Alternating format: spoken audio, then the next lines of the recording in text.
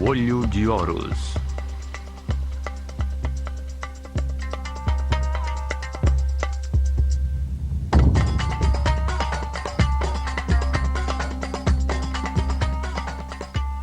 Nona parte. Kom Ombo, o Portal da Liberdade.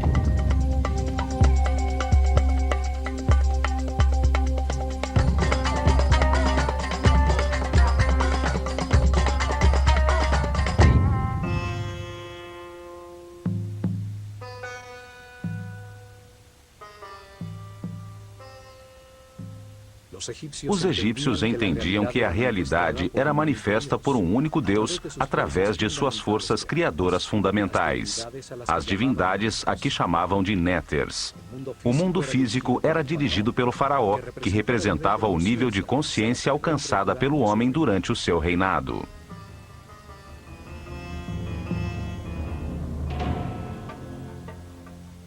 O faraó era a encarnação do Ka real, um único espírito que evoluía reencarnando de faraó em faraó. Isto o transformava numa divindade intermediária entre o homem e Deus, encarregado de conservar e aperfeiçoar a ordem no mundo físico egípcio. Seu universo espiritual era guiado pelo Hierofante, sumo sacerdote da escola de mistérios do Olho de Horus, primeiro servo de Deus, Hen-Neter-Tep, o grande vidente.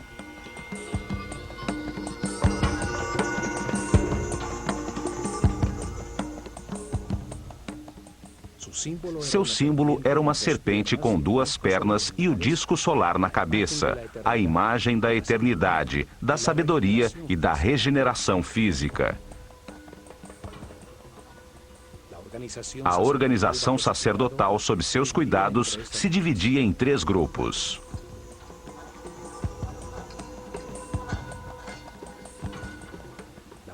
O primeiro se encarregava do conhecimento verificado e era dirigido pelo mais sábio dos sacerdotes. O segundo se encarregava da arte e dos rituais, e o terceiro era encarregado da administração dos templos.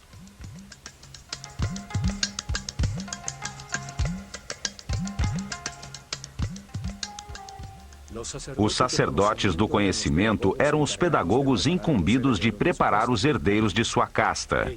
Eles transmitiam as verdades herdadas desde as origens da escola de mistérios na desaparecida civilização Atlante. Verdades já comprovadas sobre o funcionamento do universo. O conhecimento no mundo egípcio era transmitido com exclusividade aos iniciados da escola, que demonstravam com provas e atitudes perante a vida que podiam receber sabedoria e não fazer mau uso da mesma. A revelação é o verbo. Eram chamados de Ri-Habet, ou sacerdotes do conhecimento. Eles ensinavam a linguagem simbólica, a escrita, as matemáticas, a astronomia e o controle das forças fundamentais. A este grupo pertenciam os Kabirim, os medidores do céu, que registravam em todos os templos a abóbada celeste, fixando pelas estrelas o momento exato dos rituais diários, das festas anuais e da mudança que anunciava o fim de uma era e o começo de outra.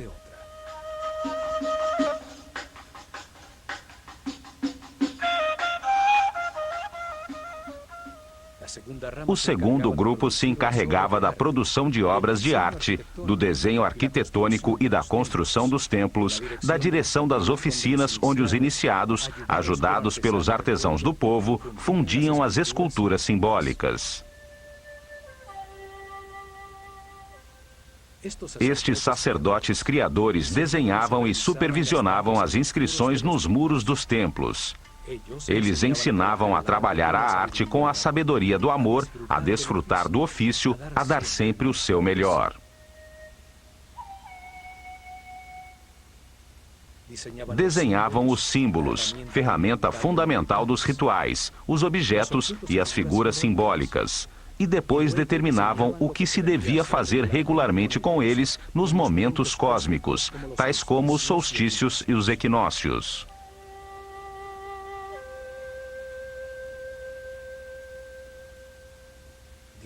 Estabeleciam os rituais, o que deveria ser entendido através das sensações em um percurso espacial, sem intervenção da razão, e também as ações necessárias para criar a segurança no povo e gerar uma energia especial nos participantes.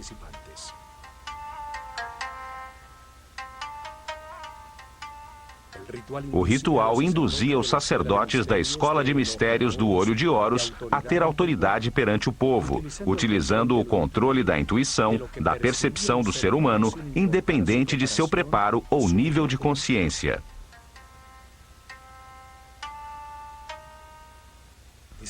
Estabeleceram com cuidado o que os participantes percebiam: os sons, as palavras, os aromas associados como o incenso, suas cabeças raspadas e suas vestimentas brancas que denotavam limpeza, os colares de flores e as barcas douradas nas que carregavam os símbolos de sua relação com Deus.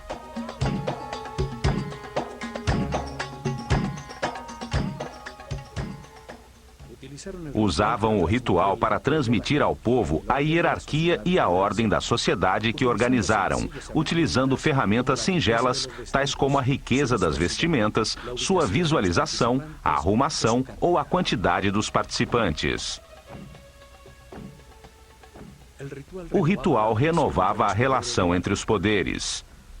Acima, o Deus único.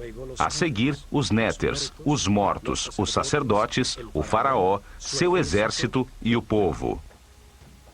Os rituais aproximavam o homem do sagrado, induziam emoções intensas que impulsionavam suas ações de uma forma suave.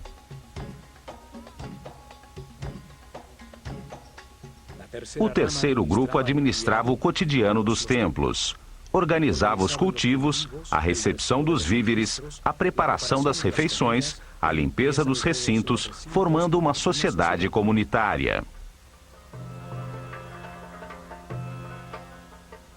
Usava em sua base um grupo de sacerdotes temporários chamados de Wab, os puros, homens do povo que durante um mês por ano serviam nos templos, executando as tarefas diárias inferiores para depois retornar às suas atividades habituais.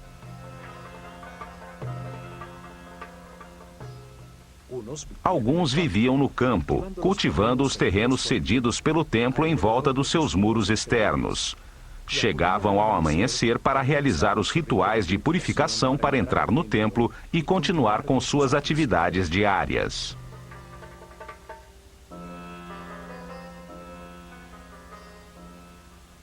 Outros viviam na aldeia próxima ao templo e trabalhavam o restante do tempo na administração estatal. Carpinteiros, operários e pedreiros consertavam e ampliavam o templo nesta modalidade de trabalho temporal rotativo. Este sistema de rotação permitia que muitos membros da sociedade participassem dos rituais e cultos desde o interior do templo, e fazia com que o povo entendesse que os trabalhos comunitários beneficiavam a todos.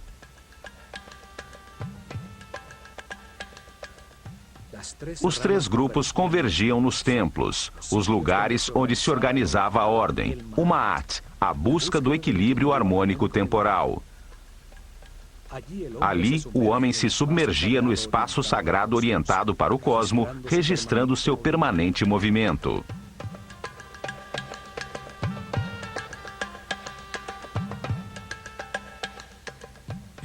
O templo era o instrumento de preservação da ordem e não um mundo criado para a salvação da alma. O espírito se aperfeiçoava e adquiria mais informações através da reencarnação ao compreender os erros cometidos. O erro era um instrumento de aprendizado. Não era necessário ser salvo dele.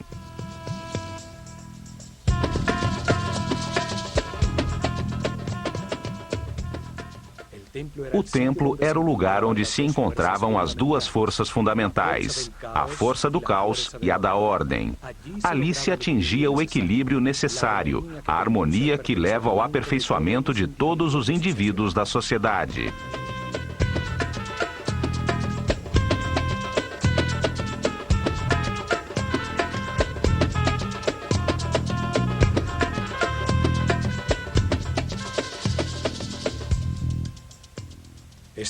Este conceito é claramente expresso no Templo de Kom Ombo, dedicado simultaneamente a Sobek, a força do caos que induz a erro, e a Horus, o símbolo da consciência permanente e da sabedoria. Neste templo, os iniciados da escola começavam o seu aperfeiçoamento espiritual. Aqui chegavam a transcender o medo e os atos automáticos do instinto de defesa a controlar o chakra raiz.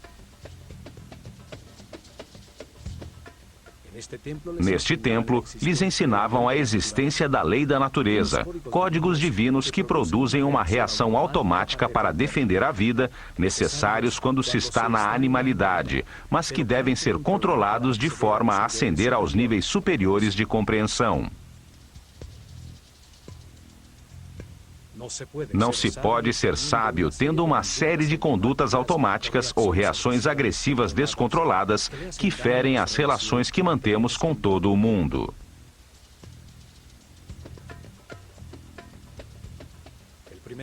O primeiro nível de compreensão terminava quando entendiam que a vida é eterna, que a morte é uma porta no processo de reencarnações, quando controlavam as reações automáticas de agredir para defender a vida. Isto era demonstrado ao sobreviverem à prova da morte no centro conceitual dos dois altares, demonstrando sua audácia, segurança e confiança ante a perfeição de tudo que ocorre no universo, como veremos neste programa.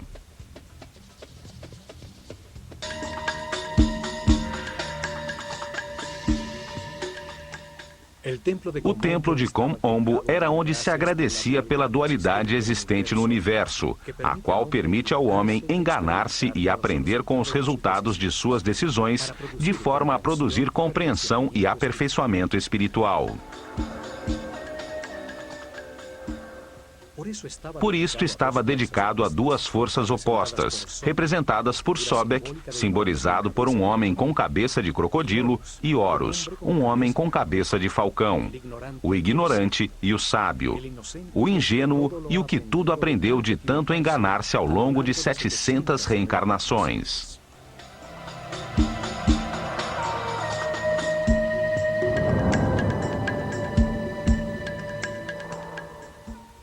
Situado às margens do Nilo, a 48 quilômetros ao sul do templo de Edfu, a aproximadamente 25 graus de latitude norte e aos 34 graus de longitude leste, encontram-se as ruínas do templo ptolemaico de Kom Ombo, chamado antigamente Pa-Sobek, o domínio de Sobek, força simbólica representada por um crocodilo.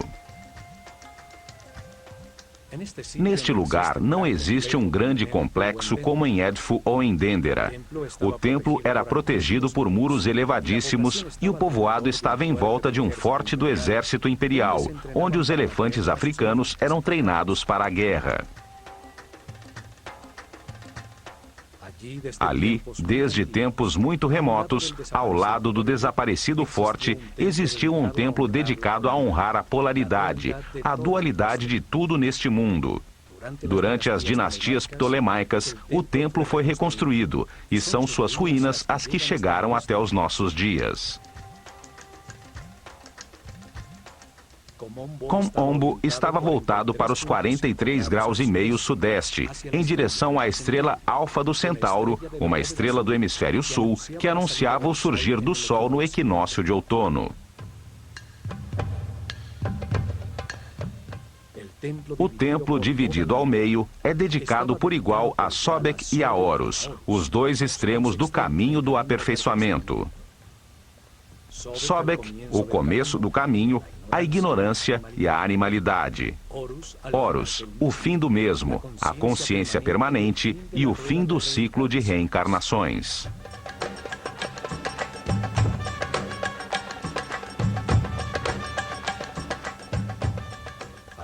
À frente, havia um pátio aberto formado pelas ruínas de 16 colunas de um corredor coberto. Até aqui, o povo podia entrar. Uma marca nas colunas dava autorização, o símbolo da ave sobre a semicircunferência em honra ao faraó.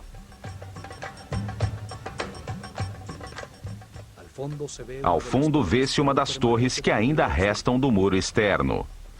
Talhados em seus muros, vemos as duas figuras simbólicas frente a frente e o faraó Ptolomeu V que ordenou a reconstrução do templo.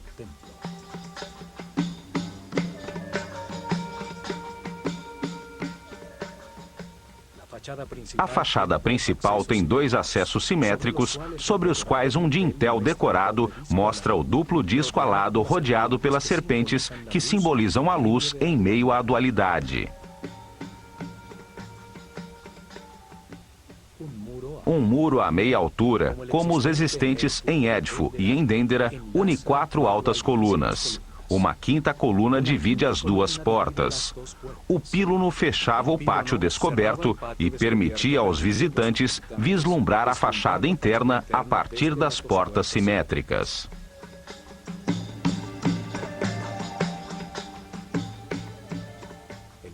O pátio das colunas era menor que o do templo de Édifo. À sombra de suas desaparecidas galerias, os iniciados da escola de mistérios se refugiavam do sol.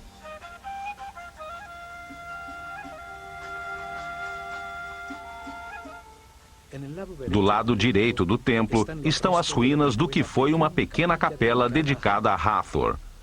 Em seu interior se conservam os restos mumificados de alguns dos crocodilos que eram mantidos em um labirinto de túneis inundados sob o templo.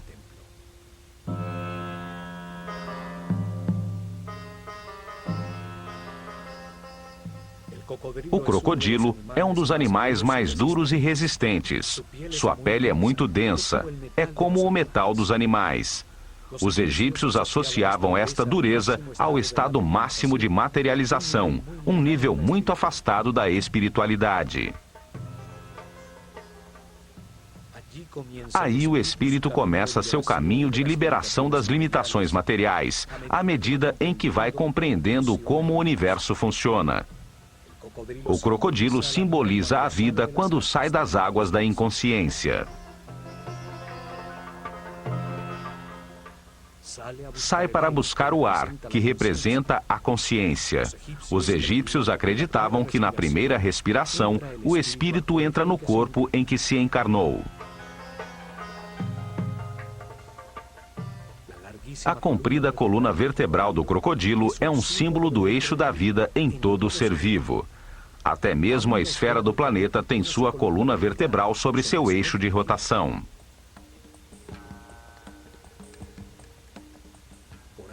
Por ela se movimentam as forças eletromagnéticas que lhe dão vida e que formam um campo protetor das radiações solares ultravioletas em volta do planeta, permitindo o desenvolvimento da vida e a evolução da consciência.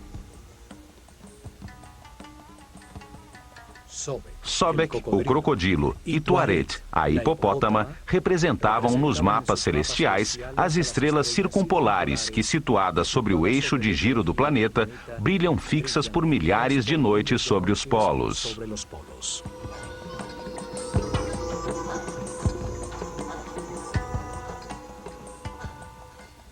Os dois animais se mantêm submersos nas águas. Reinam na escuridão, subindo ocasionalmente à superfície em busca de ar para respirar.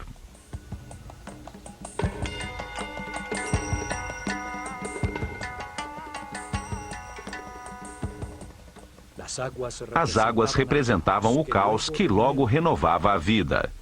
As águas do Nilo, coluna vertebral do Egito, transbordavam periodicamente arrasando tudo, para em seguida produzir o crescimento da vegetação e da fauna.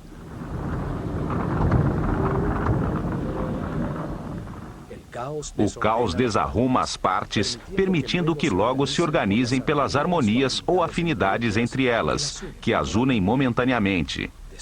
Desordem, caos, ordem, harmonia, ritmos que se alternam. Esta força da natureza que desorganiza para renovar a vida era reconhecida com o nome de Sobek, o homem com cabeça de crocodilo.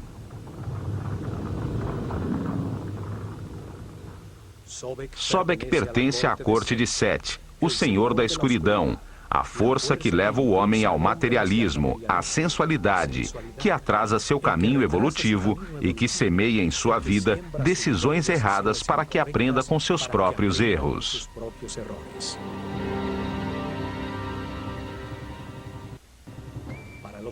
Para os egípcios, estas forças não eram boas nem más, eram neutras. Foram criadas por Deus para permitir o erro e o sofrimento, que trazem compreensão ao homem, levando-o à imortalidade e à consciência permanente.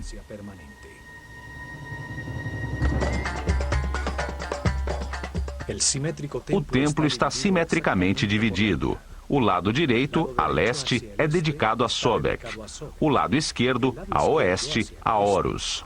O princípio e o fim do caminho evolutivo da consciência.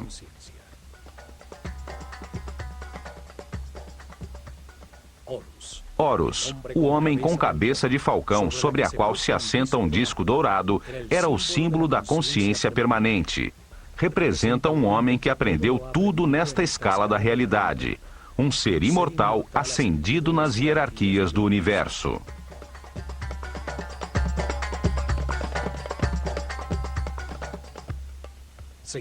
Encontra-se ao fim do caminho do aperfeiçoamento, quando o homem se transforma num mestre, num iluminado que se dedicará a outras missões no universo.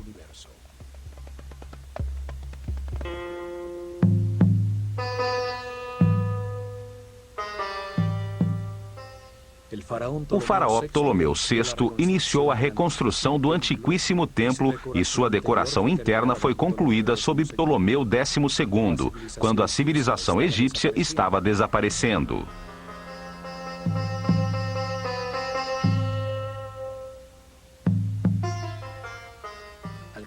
Ao cruzarmos a fachada de 5 colunas com seus muros intercalados até meia altura, temos acesso ao salão comum, a Sobek e Horus, chamado de Casa da Vida. É um mundo simbólico, ali onde os iniciados recebiam ensinamentos e produziam suas artes e escritas, interagem as duas forças opostas. 10 altíssimas colunas com capitéis florais sustentam o teto mais alto do templo. Aqui, os iniciados escutaram de seus mestres que para avançar no caminho espiritual é necessário construir uma vontade inquebrantável.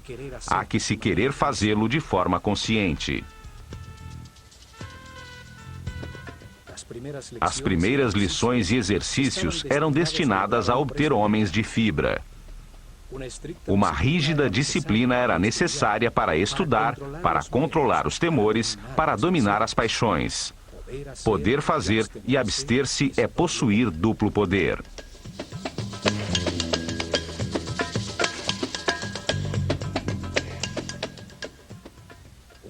Um compromisso além da morte era estabelecido para manter-se uma total discrição e um silêncio absoluto sobre as verdades reveladas.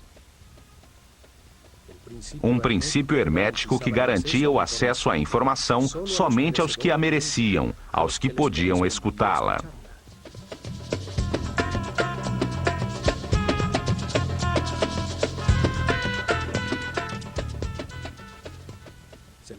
Era-lhes revelado que quando ainda não existem a consciência e o livre-arbítrio, são necessários os instintos, as condutas e reações automáticas. A lei da natureza codifica essas reações em todos os animais para defender e gerar a vida.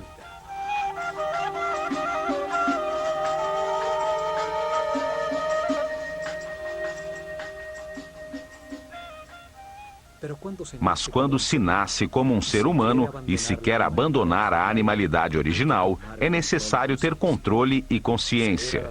Ceder às forças da natureza é apenas seguir a corrente coletiva. Só se obtém o conhecimento e evolução de forma individual.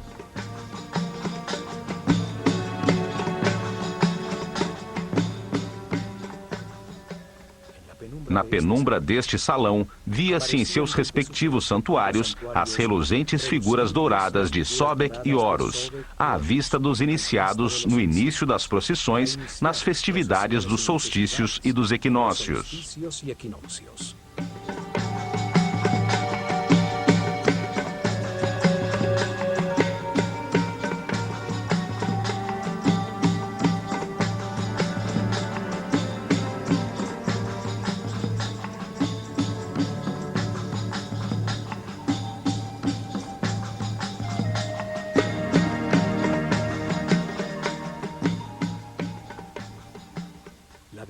A decoração dos seus muros é cerimonial. O faraó é abençoado por Sekhmet e Horus do lado direito e por Ísis e Tote do lado esquerdo.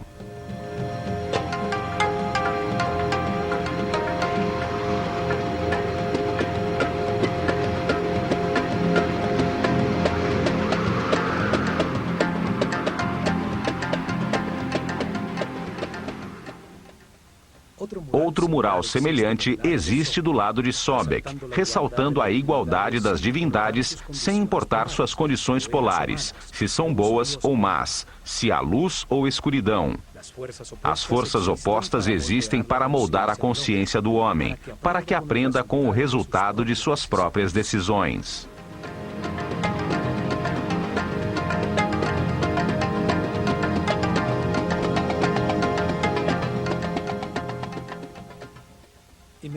Logo a seguir, chega-se a um espaço transversal onde se encontram o Salão das Purificações e o Salão de Recepção das Oferendas do lado de Horus.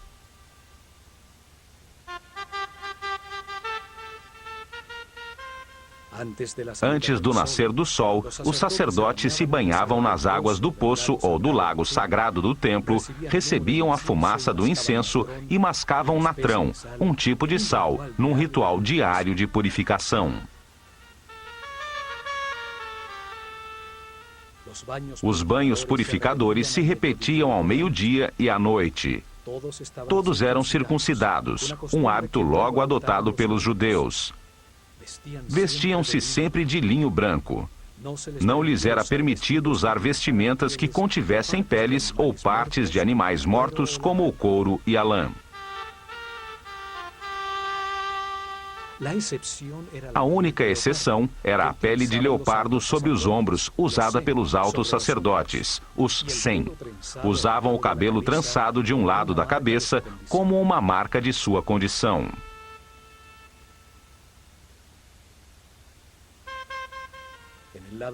Do lado esquerdo do templo, existe um poço profundo com uma escada que submergia sob o Nilo.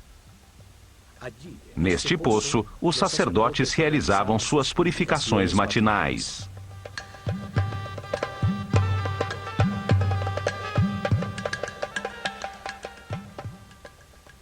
Uma abertura superior permitia que a água enchesse um pequeno aqueduto, que mantinha cheia uma piscina não muito profunda do lado esquerdo do templo, onde ficavam os crocodilos dedicados a Sobek.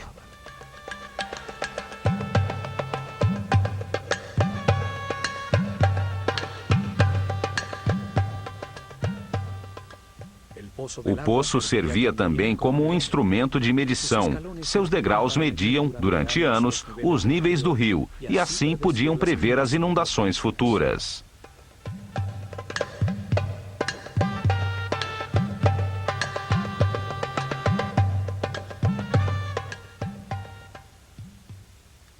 Nos muros de Kom Ombo ficaram registradas as festividades anuais que se realizavam em todos os templos do Egito. As procissões rituais que levavam as imagens simbólicas pelo rio, de um templo a outro, enquanto o povo com colares de flores cantava e dançava.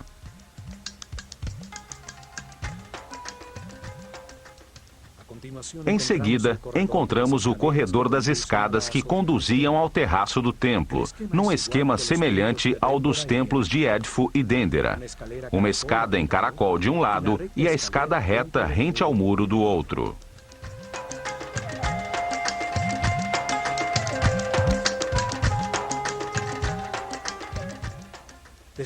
Dali, chega-se à antecâmara dos dois santuários, que tem de cada lado um salão onde eram guardadas as barcas de ouro de Sobek e Horus, usadas pelos sacerdotes para movimentar as imagens simbólicas durante as procissões das festividades.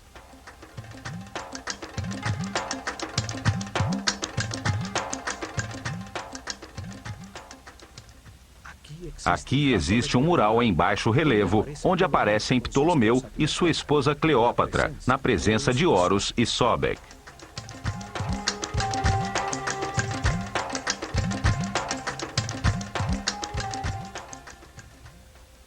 Nesta antecâmara eram consagradas as oferendas do povo.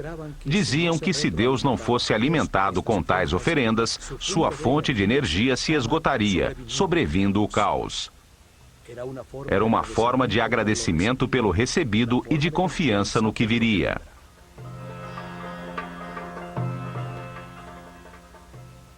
Chegavam diariamente ao templo pão, cerveja, frutas, vegetais, mel, azeite, perfumes, velas, sal, natrão e tecidos de linho, que eram recebidos pelos sacerdotes no salão das oferendas, e a seguir colocavam na antecâmara como uma forma de agradecer a Deus por sua abundância.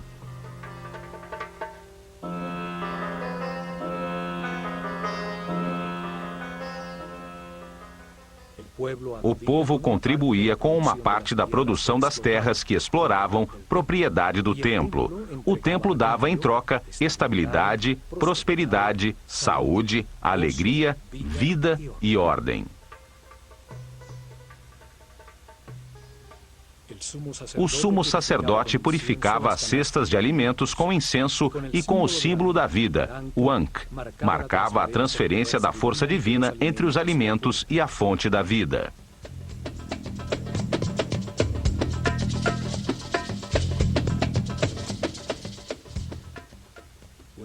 Depois de consagradas, as cestas com os alimentos eram levadas ao exterior da Casa da Vida, ao Pátio das Galerias, onde era distribuída entre os moradores do complexo religioso. Finalmente, no interior do templo, chega-se aos dois santuários, onde se encontravam os tronos com as imagens que simbolizavam os dois extremos do caminho do aperfeiçoamento.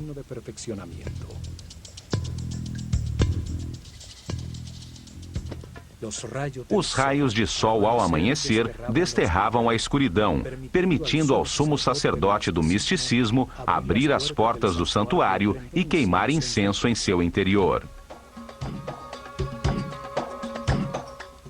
Rompia os lacres de óleo das portas do naos, fazendo surgir o símbolo divino, para agachar-se ante ele e beijar o chão que o sustentava.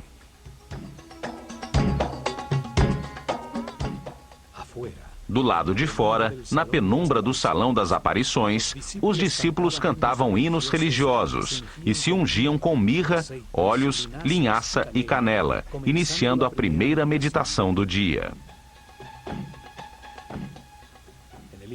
No interior do templo, os assistentes do sumo sacerdote arrumavam a areia do chão, varrendo as marcas dos pés, fechando atrás de si as portas que desde o salão das escadas levavam à antecâmara, até a manhã seguinte.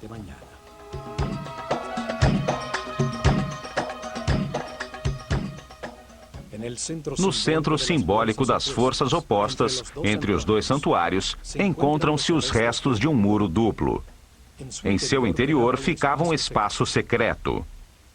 Do lado direito deste espaço secreto encontrava-se o Santuário da Luz e do lado esquerdo o da Escuridão.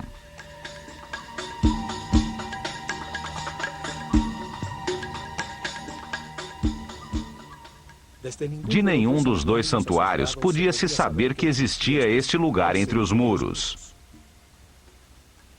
Neste espaço, que era mantido cheio de água até o topo e com acesso no terraço do templo, era onde os iniciados tinham que passar pela prova da morte.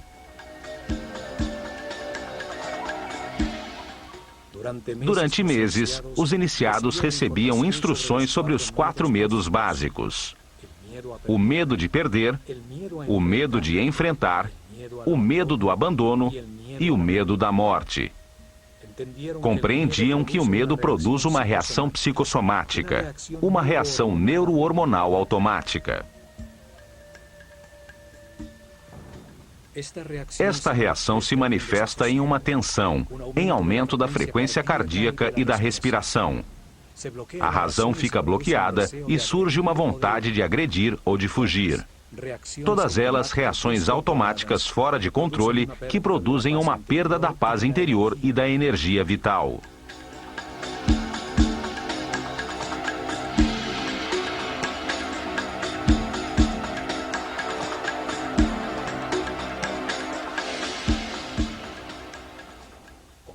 Compreendiam que o medo é o resultado de uma mente que sai do tempo presente em direção ao futuro, a um tempo que não existe, para produzir um fato imaginário, onde se perde algo ou alguém ou se tem que enfrentar alguma coisa.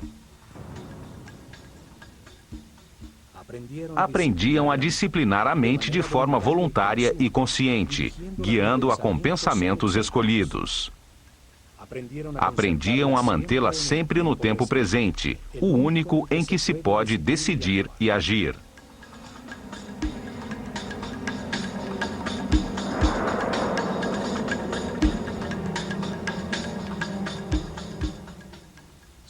Treinavam para manter pensamentos de satisfação. Compreendiam que tudo o que ocorre é perfeito e necessário para sua própria evolução, que o que lhes acontece tem relação com eles. Assim, aprendiam a evitar os pensamentos negativos, a confiar no universo, a manter-se em paz e harmonia.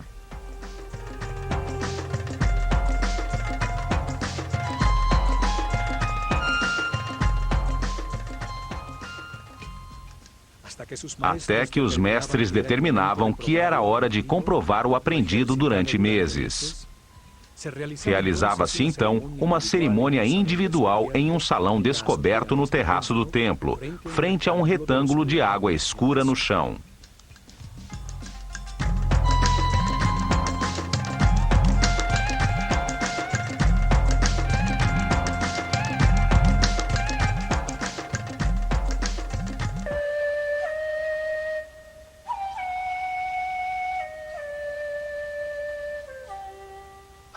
Ao começar o dia, após o banho de purificação, o discípulo e seu mestre subiam pela escada reta até o terraço, chegando ao salão das cerimônias descoberto frente a um retângulo de água no chão.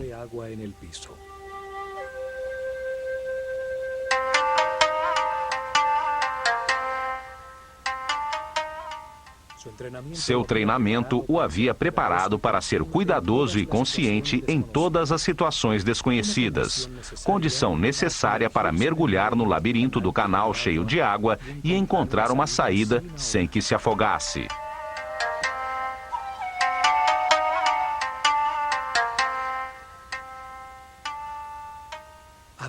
Chegava a hora de demonstrar o compromisso temerário de escapar ou morrer. A dúvida já não existia. Retroceder seria precipitar-se no abismo e abandonar o caminho do sacerdócio.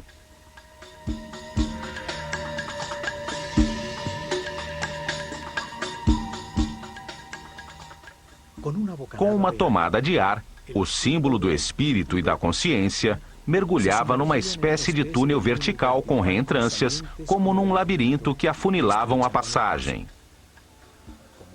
Nadava com decisão até o fundo, atravessando a abertura em direção ao resplendor da luz.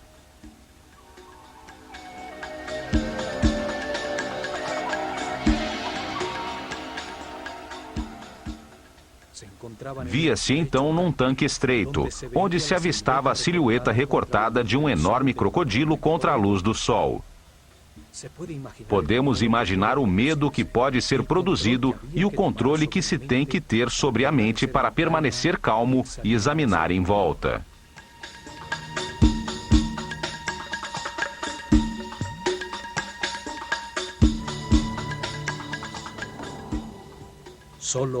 Só assim poderia ver que no fundo do tanque havia uma porta muito escura. Convencido de que era mais prudente evitar os crocodilos, mergulharia com força no estreito túnel. muitas braçadas e, enquanto o tempo parecia eterno, chegaria a um tubo vertical, onde lá em cima também brilhava o sol. Já mais tranquilo, chegava à superfície, tendo passado na prova com sucesso.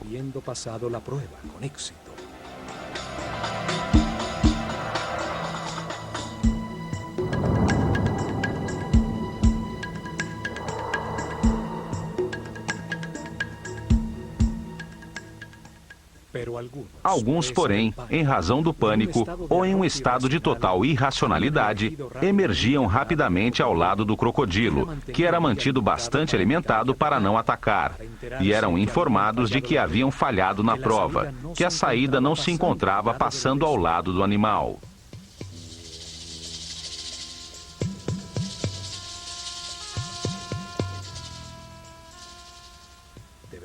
Deveriam submeter-se a mais tempo de meditação e treinamento, a exercícios respiratórios, para voltar a enfrentar a cerimônia, sabendo desta vez que do outro lado haveria um crocodilo esperando.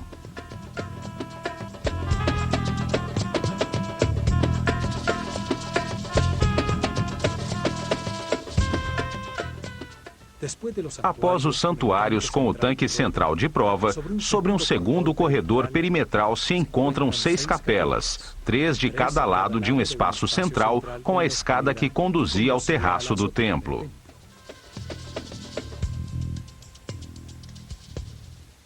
Em seus muros existem belíssimas figuras das divindades e do faraó, que sempre representa toda a humanidade.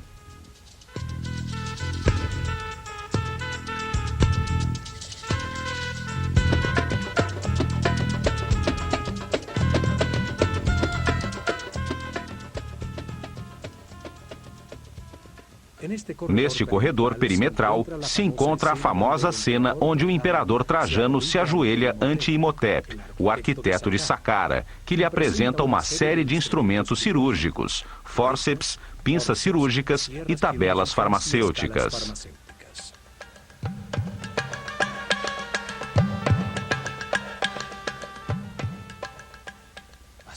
Os doentes vinham até aqui em busca de ajuda e tratamento para os seus males.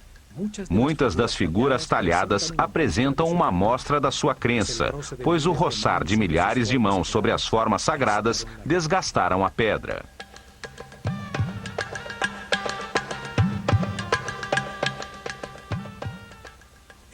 Neste muro também se encontra uma porta simbólica que existe na mente de todo ser humano.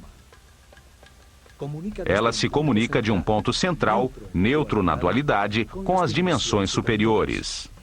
O mesmo caminho que o iniciado utilizou entre os 2 santuários para avançar ao nível seguinte de seu treinamento.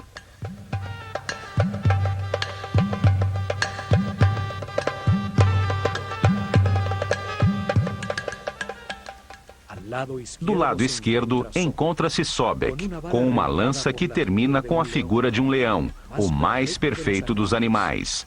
E à direita, Horus, com uma faca com pernas humanas, símbolo do caminho de sofrimento e autocontrole de qualquer ser humano para chegar à condição de mestre ascendido.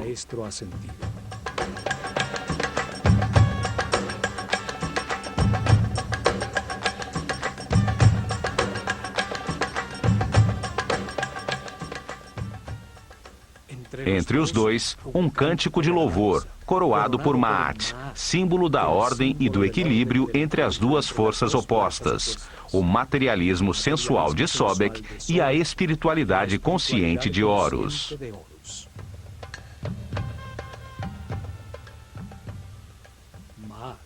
Maat, a ordem, sustenta o céu, e em sua volta se encontram as imagens repetidas sobre si mesmas, as quais simbolizam o movimento dos 4 ventos: o leão, o falcão, o touro e a serpente de muitas cabeças, as forças do destino a que todos os homens estão submissos.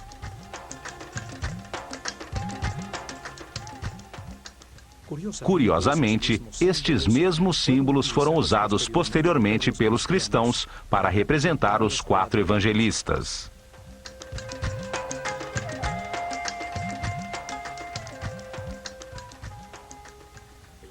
O desenho simbólico deste templo, dividido simetricamente entre a luz e a escuridão, onde os iniciados demonstravam o controle sobre seu medo da morte ao atravessar por um ponto central, neutro em meio à polaridade, deixa muitos ensinamentos.